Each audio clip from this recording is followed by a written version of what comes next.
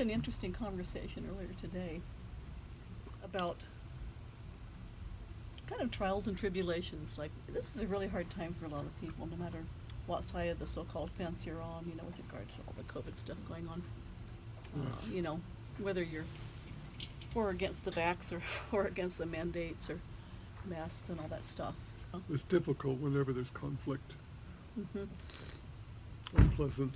Yeah. Mm. But there's a way to reframe it all. We were talking about this last night with some friends too. I think that, we can sort of feel bad about having to be in this sort of time. And I know a lot of people are having a hard time. They have to wear masks all the time, don't want to do that. Or to have to take a vaccine or something to keep their career or deal with that. And, it's quite a challenge. Recently in Santa Cruz, they actually issued a mandate that people have to be masked inside their homes if somebody from outside the household comes in, and it's punishable actually by imprisonment or fines. I mean, that's like so crazy. Anyway, so these kinds of trials and things, tribulations, do bring up a lot of consternation and so forth. But there's another way to look at it, I think. Like you were telling me this morning about, how, like we're talking about how we can deal with it with love and just kind of dissolve it in a way. You had an interesting story you read somewhere once. Yeah. There was a story I read about a fellow that he was in prison, and he was, for whatever reason, he was being treated badly every day. I think I don't know if it was you said torture. Yeah, I think it was like torture in the sense that I don't think it was a torture machine, but I think he was like slapped around or beat up or something. He somehow managed, it sounds impossible, but somehow he managed to bring his mind to the place where he just felt love for everybody, even the people that were doing that to him. So the next time they came in, this had been after it had gone on for several days, the next day they came in to get him and do that. He felt that love for them, and they just turned around and walked out and never did it again. Wow. Yeah, so it's just an amazing story. It's like some people say, like, darkness cannot really coexist with light. And so if you're radiating joy and happiness, I mean, you're sort of, in a way, protected from conflict and negativity and fear and all that. I think a good analogy is to use light because, the tendency for us is to feel we have to develop some kind of resistance or defense against what we think is the bad thing or the harmful thing. It's natural. But that's not the way light is. If there's darkness and light shines, it doesn't make any attempt to get rid of darkness or fight it. It just simply shines into that space and it's gone. In other words, darkness has no defense in itself. It has no resistance in itself. The presence of light is enough. Yeah. It just goes. That's a really good analogy. It really is. And last night, after doing something that actually I was making an inspirational video on some music, and I just felt in such a wonderful, loving space. It was so effortless, and I just, various few images and thoughts went through my head, but it just was this spontaneous feeling of heart opening, and I just felt like there's nothing else that you need to deal with. That's it. That'll handle everything. It'll give you wisdom. It'll give you guidance, when you need to do things. There was another story, too, that you told me once about a woman who was in a Nazi concentration camp in World War II. That was a really good story. This is in a book I was reading about. It was a story of people that had been helped with Christian Science. And this woman was in a concentration camp. But she somehow managed to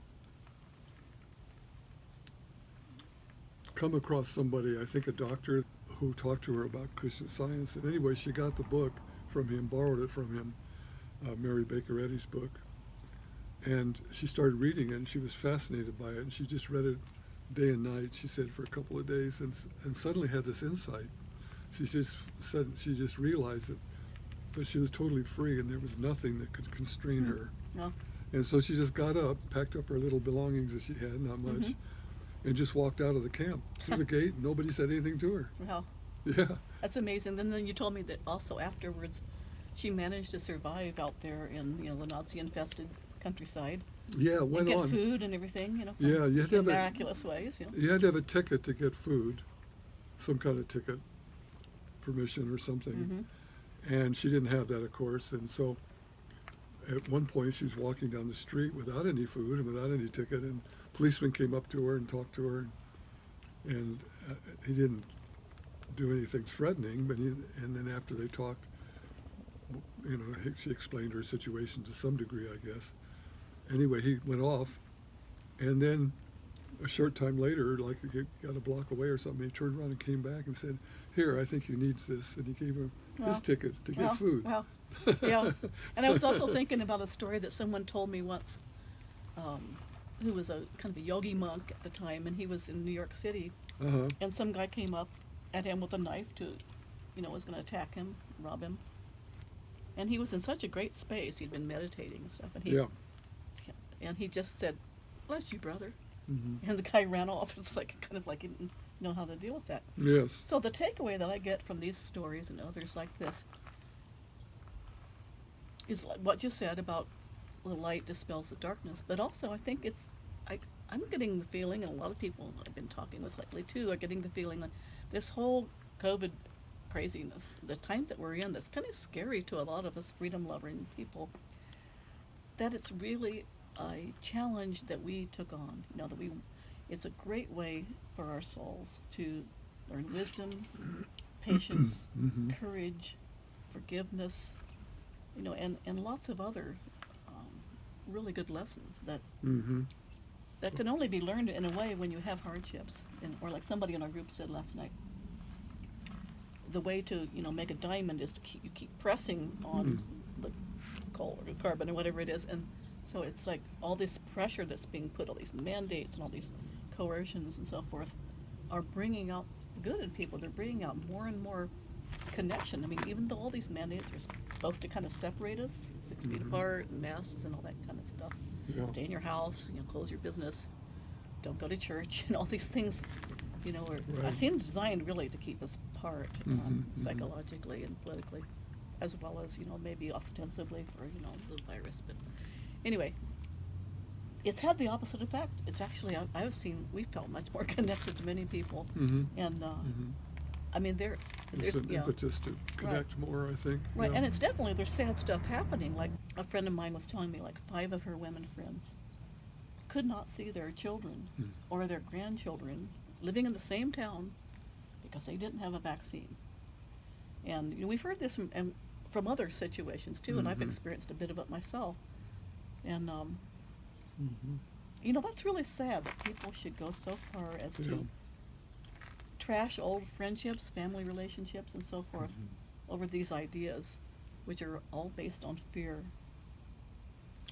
Well, to go back to what I was saying earlier about the light analogy, not that it's easy, but I think that following that analogy, you know, that all we Mhm. need is light to shine into Yeah. it, and that's all. Darkness has no resistance. That if we instead ourselves feel that we have to battle with it, or that we have to build up resistance to it, or Mhm. defend ourselves against it, that creates the illusion that darkness does have resistance. And that it has power. Then it has power, Yeah. as opposed to just simply shining the light on it. There's also an analogy for that, you know, in martial arts, like in Aikido, where and things like that, where you, instead of like opposing the energy of your opponent, you kind of go with Mhm. it and let them, they kind of fall over themselves, you know. Oh, yeah, I've heard that, Yeah. yeah. So there's a lot of wisdom that can be learned from this whole experience, and so it's, in a lot of ways, it's a really good time to be alive, and also, you know, maybe this sounds overly optimistic, maybe not, but I mean, if you really start going down the rabbit holes and all this stuff, but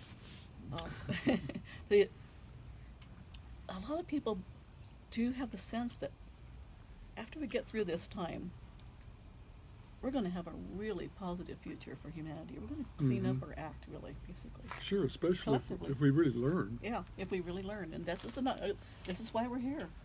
You know, we were born for this. I think, yeah. So I would, again, emphasizing what I said a moment ago, if we, it's not that it's easy, but if we were Right. really able to come to a point where we just simply felt that we didn't have to fight something, but just simply be more have a clearer mind that allows truth to come through or love to come through, Mm-hmm. then that would change things in the future in a more permanent way. Because in our Mhm. culture to now, most of it's been based on an oscillation between defense and resistance, you know, and fighting.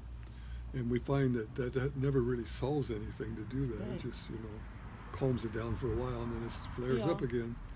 So I think that's really what we're being asked to learn. It's calling forth really what we have always called enlightenment, Mm-hmm. and I think more and more people are ready for that, Mm-hmm. and there are certainly people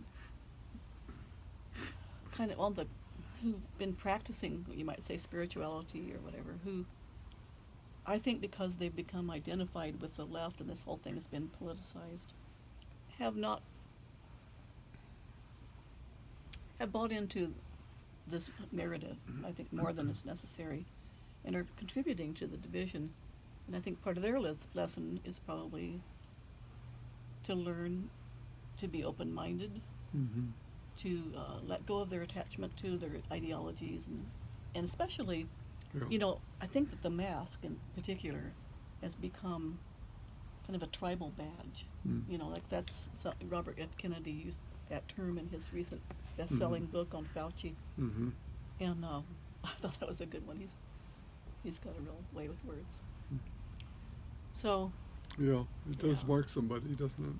yeah, it's like if you want to say, especially in the United States, which side of the fence you're on, all you have to do is put on a mask, especially when it's not called for. It's like, Yeah, I've often thought, when I see people wearing the mask like that in places that seem inappropriate, like out riding their bike or walking by Yeah. themselves or In their car. or whatever, or even in a group, because I know that the masks are really they have no particular effect on. studies show that they're really No, basically ineffective. viruses go right through them. Yeah. So, but what comes up for me is, what I would really communicate to somebody if it were possible is to say to them that when they wear the mask, they become more susceptible. Mm-hmm. It's Just the opposite of what they not think. only is it going to kind of give you more toxic air and trap viral particles or whatever, bacteria, etc., and that's been shown with studies too. Mhm. But it also, I think, puts you in a state of mind where you're constantly reminded, You're more fearful. I'm in danger. Mhm. So and fear is the worst thing for your immune system. That's what makes you susceptible is Yeah. fear. Yeah.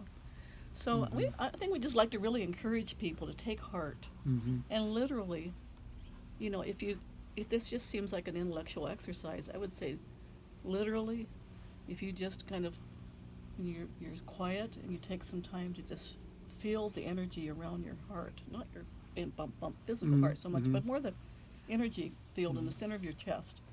Mm-hmm. And just breathe into it and allow it to expand, Yeah. and it will somehow miraculously it connects you with. It seems like with a greater intelligence and wisdom. Yeah.